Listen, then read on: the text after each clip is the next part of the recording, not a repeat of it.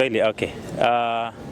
Leo ilikuwa siku ya Jumapili ambapo tulikuja kushiriki na watu wa kanisa la AIC Makûeni na kwa function ya kusema asante na kwa ajili ya Commissioner Karo, and the service was good.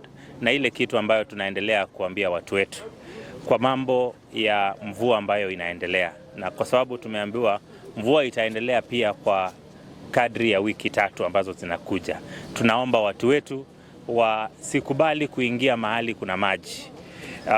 Ni vizuri sana uheshimu uhai wako kuliko kukimbia na kuingia katika shida kwa sababu ya kuingia kwa maji. Kwa hivyo tunaendelea kuhimiza watu wetu wa Makûeni, watu wetu wa Ukambani, watu wote wa Kenya kwa jumla, tujaribu kuavoid mahali pote kuna mito na mahali kuna maji ili tuweze kuzuia kupoteza maisha ya watu wetu. Kwa hivyo ni hayo tu, asante.